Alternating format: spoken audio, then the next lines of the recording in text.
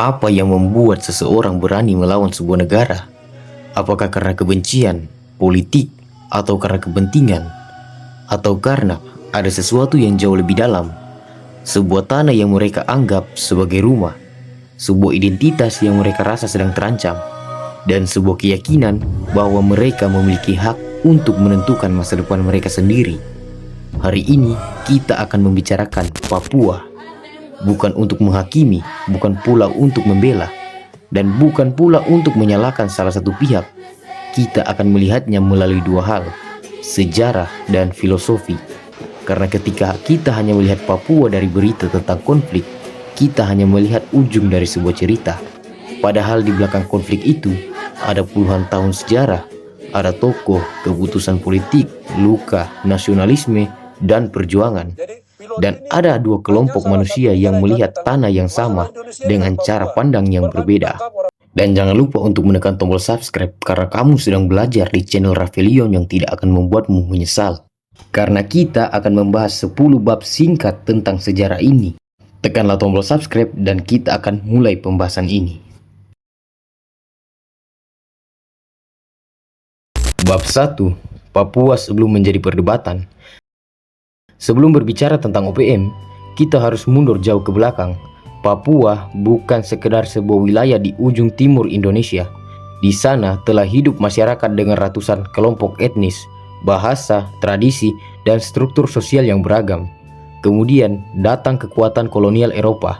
Belanda mengembangkan pemerintahan kolonial di bagian barat Pulau Nugini. Seiring berjalannya waktu, pendidikan modern dan pemerintahan kolonial melahirkan kelompok elit Papua yang mulai berbicara tentang masa depan tanah mereka. Dan ketika Indonesia memproklamasikan kemerdekaan pada 1945, persoalan Papua belum selesai. Belanda mempertahankan kekuasaannya di wilayah tersebut. Indonesia menganggap wilayah bekas Hindia Belanda sebagai bagian dari negara yang baru merdeka. Sementara Belanda mengembangkan gagasan bahwa Papua Barat memiliki masa depan politik yang berbeda. Disinilah sejarah mulai menjadi rumit. Karena Papua bukan hanya tentang perebutan wilayah. Papua mulai menjadi persoalan tentang siapa yang berhak menentukan masa depan sebuah tanah. Bab 2. Papua yang tidak pernah memiliki satu suara. Salah satu kesalahan terbesar ketika kita membicarakan sejarah Papua adalah menganggap seluruh orang Papua memiliki pandangan yang sama. Padahal tidak. Ada orang Papua yang memperjuangkan Papua bersama Indonesia. Ada pula orang Papua yang menginginkan Papua berdiri sebagai negara sendiri. Salah satu tokoh yang paling penting dari kelompok pertama adalah Frans Kaisiepo. Ia adalah tokoh Papua yang memperjuangkan integrasi Papua dengan Indonesia. Bersama tokoh lain seperti Silas Papare, Martin Indey, dan Johannes Abraham Dimara, ia menjadi bagian dari sejarah nasionalisme Indonesia di Papua. Frans Kaisiepo bahkan menolak keterlibatan dalam proyek politik Belanda yang memisahkan Papua dari Indonesia dan kemudian aktif dalam perjuangan integrasi. Artinya, menjadi orang Papua tidak otomatis berarti menolak Indonesia. Dan ini penting, karena sejarah Papua tidak sesederhana Indonesia melawan Papua. Ada pula orang Papua yang memperjuangkan Indonesia. Maka pertanyaannya menjadi lebih dalam. Jika dua orang sama-sama lahir di Papua, mengapa mereka bisa mempunyai dua mimpi yang berbeda tentang tanah kelahirannya? Mungkin karena identitas manusia memang tidak sesederhana garis di peta. Bab 3. Ketika Papua menjadi bagian dari Indonesia. Pada awal 1960-an, persoalan Papua masuk ke dalam arena politik internasional. Melalui New York Agreement 1962, pemerintahan atas wilayah tersebut beralih melalui UNTEA sebelum kemudian diserahkan kepada Indonesia pada 1963. Perjanjian tersebut juga mengatur bahwa penduduk wilayah itu memperoleh kesempatan untuk menentukan pilihan politiknya. Kemudian datanglah tahun 1969, PPRA, Penentuan Pendapat Rakyat. Menurut catatan PBB, antara 14 Juli sampai 2 Agustus 1969, sebanyak 1026 anggota Dewan Perwakilan yang diperluas menyatakan pilihan untuk tetap bersama Indonesia tanpa suara yang menolak. Hasil tersebut kemudian dicatat dalam laporan Sekretaris Jenderal PBB dan ditindaklanjuti melalui resolusi Majelis Umum PBB 2504 pada 19 November 1969. Dari sudut pandang Indonesia, PPRA merupakan proses yang mengukuhkan integrasi Papua ke dalam Indonesia. Namun, dari sudut pandang kelompok pro kemerdekaan Papua, PPRA dipandang tidak mencerminkan penentuan nasib sendiri yang benar-benar bebas bagi seluruh rakyat Papua. Dan disinilah sejarah memiliki dua wajah, satu peristiwa, dua ingatan, dua kesimpulan. Dan mungkin inilah salah satu pelajaran terbesar dari sejarah. Sejarah bukan hanya tentang apa yang terjadi, sejarah juga tentang bagaimana manusia mengingat apa yang terjadi. Bab 4. Lahirnya OPM. Beberapa tahun setelah proses integrasi, perlawanan bersenjata mulai berkembang. Salah satu titik penting terjadi di Manokwari pada tahun 1965. Pada 26 Juli 1965, kelompok yang dipimpin Parmenas Ferry Awom menyerang barak militer di Manokwari. Ferry Awom sebelumnya merupakan anggota Papua Vrijwilligers Korps atau PVK yang dibentuk pada masa Belanda. Peristiwa tersebut kemudian menjadi salah satu tonggak awal pemberontakan yang kemudian dikenal sebagai gerakan OPM atau Organisasi Papua Merdeka. Gerakan tersebut kemudian berkembang ke berbagai wilayah di tanah Papua. Nama-nama seperti Ferry Awom, Seth Roy Korem, Jacob Prai, dan tokoh-tokoh lainnya muncul dalam sejarah panjang gerakan Papua Merdeka. Tetapi, OPM bukanlah organisasi yang selalu berjalan sebagai satu tubuh dengan satu komando. Gerakan ini berkembang menjadi berbagai faksi dan kelompok regional. Ada perbedaan kepemimpinan, ada perbedaan strategi, wilayah, dan perbedaan cara melihat perjuangan. Karena itu, ketika kita mengatakan OPM, kita harus bertanya, OPM yang mana? Bab 5. Kodap. Dalam struktur yang digunakan oleh TPNPB OPM, terdapat istilah Kodap, Komando Daerah Pertahanan. Kodap menggambarkan struktur komando berdasarkan wilayah. Artinya, kelompok-kelompok bersenjata yang mengidentifikasi diri sebagai TPNPB OPM dapat mempunyai pemimpin dan struktur komando masing-masing. Karena itulah, kita menemukan berbagai nama komandan yang berbeda berdasarkan wilayah. Jadi, ketika seseorang bertanya, siapa pemimpin OPM? Jawabannya tidak sesederhana menyebut satu nama. Karena gerakan tersebut terfragmentasi dan justru disinilah sejarah menjadi menarik. Sebuah ideologi dapat bertahan meskipun organisasinya terpecah. Sebuah cita-cita dapat diwariskan meskipun orang yang memperjuangkannya berganti. Bab 6. Dari Kelly Kualik hingga Egyanus Kogoya. Salah satu tokoh yang sangat dikenal dalam sejarah konflik Papua modern adalah Kelly Kualik. Kemudian muncul generasi berikutnya. Salah satu nama yang paling menonjol adalah Egyanus Kogoya.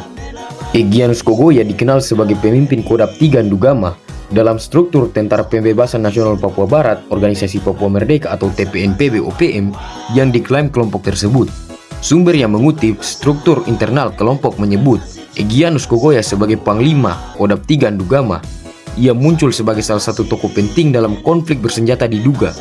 Kelompok yang dipimpinnya terlibat dalam berbagai aksi kekerasan bersenjata dan penculikan, termasuk penyanderaan pilot Philip Mark Martin yang berlangsung sekitar 19 bulan sebelum dibebaskan pada September 2024. Dari perspektif pemerintah Indonesia, Egyanus Kogoya dipandang sebagai pemimpin kelompok bersenjata yang mengancam keamanan dan kedaulatan negara. Namun, dari perspektif kelompok yang ia pimpin, perjuangan tersebut dipandang sebagai bagian dari perjuangan kemerdekaan Papua. Di sini, kita tidak perlu mengubah kekerasan menjadi sesuatu yang romantis. Karena memahami seseorang tidak berarti membenarkan semua tindakannya. Kita bisa memahami latar belakang sebuah gerakan sekaligus mengatakan, kekerasan terhadap manusia tetap merupakan persoalan kemanusiaan. Dan itulah mengapa sejarah harus dipelajari dengan kepala dingin.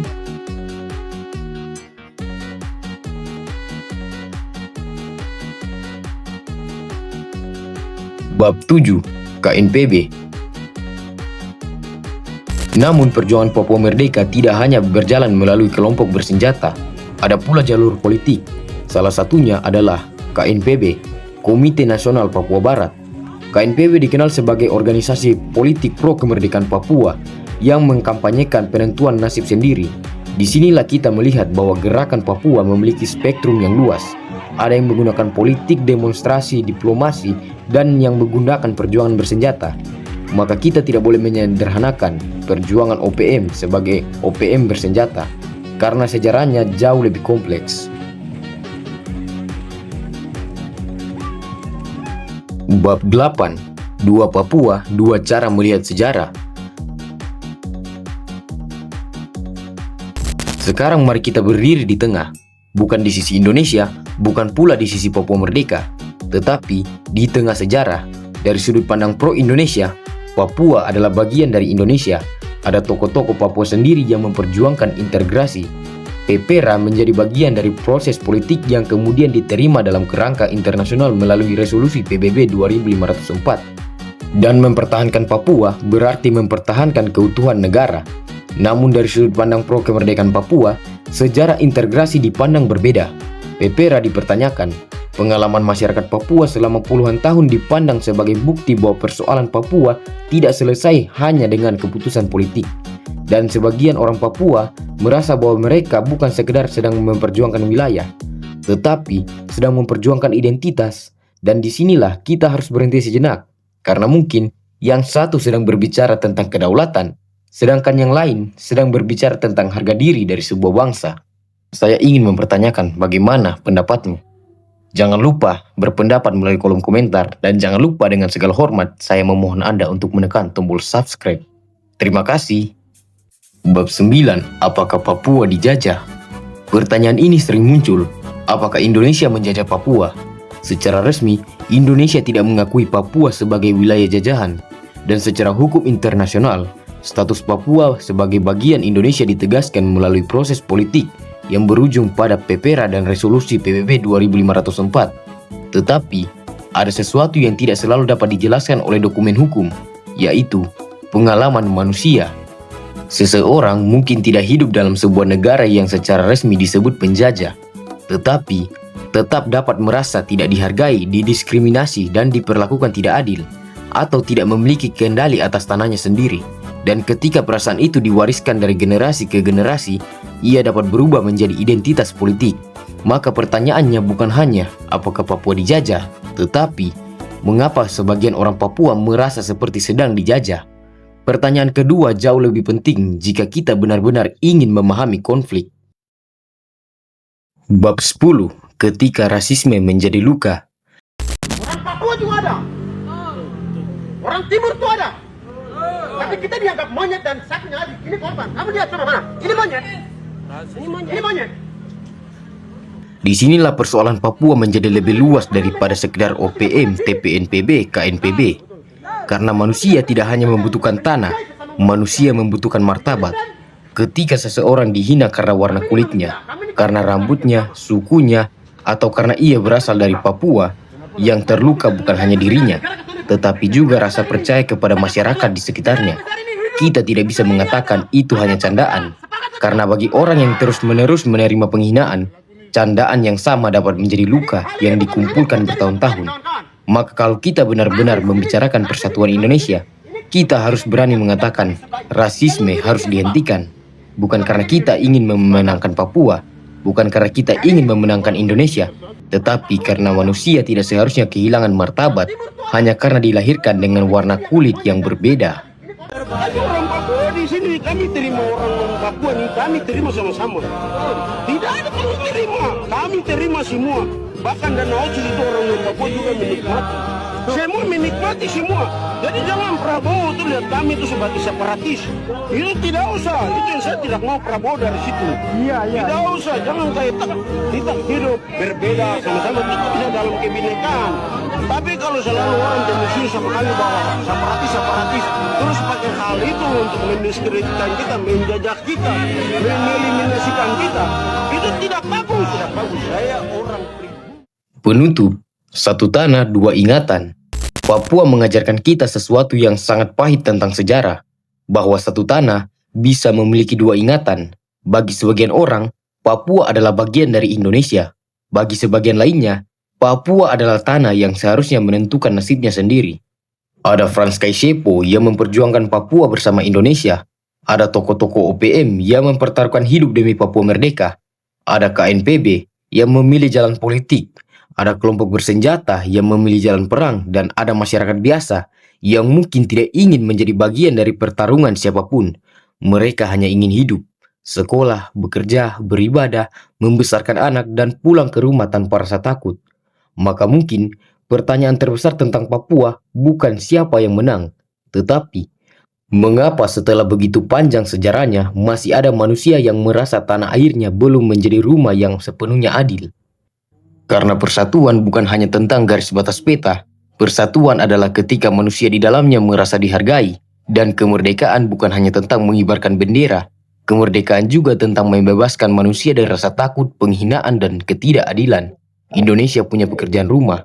Papua juga memiliki luka. Dan kita semua memiliki tanggung jawab. Hapuskan rasisme, hapuskan penindasan, hentikan kekerasan terhadap manusia. Karena kita boleh berbeda tentang sejarah, kita boleh berbeda tentang politik, kita bahkan boleh berbeda tentang masa depan Papua. Tetapi jangan pernah berbeda dalam satu hal, bahwa manusia Papua adalah manusia.